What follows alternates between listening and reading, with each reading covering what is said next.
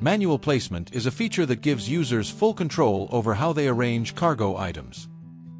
You can use this feature at any point, either before starting the loading process or after an automatic loading has been completed.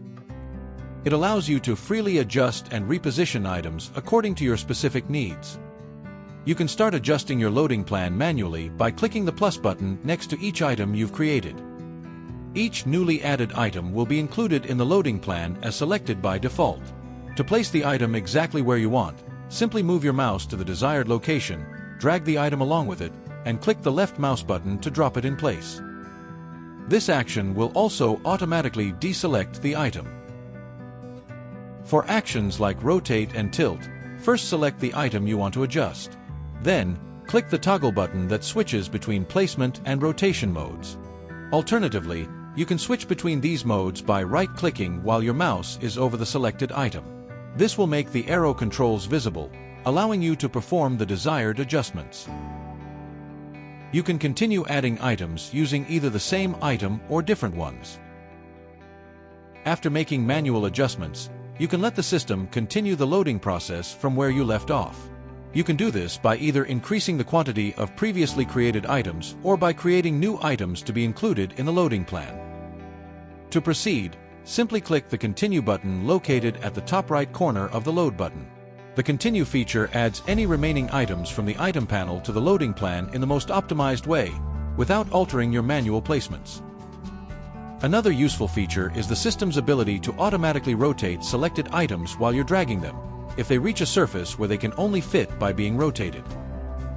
If you want to disable this feature, you can use the dedicated toggle button located next to the manual adjustment controls. This button allows you to turn the automatic rotation on or off as needed. Item selection can be done individually, but you can also select multiple items at once.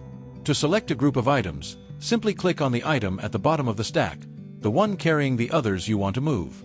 This will allow you to move all the items in that group together. In addition to positioning items as a group, you can also perform actions like rotate and tilt on the entire selection. Removing items from the load plan is also very simple. To remove specific items, just select the ones you want to delete and press the corresponding button at the bottom of the screen. If you want to remove all items at once, simply select any item and press the button that clears all items from the plan.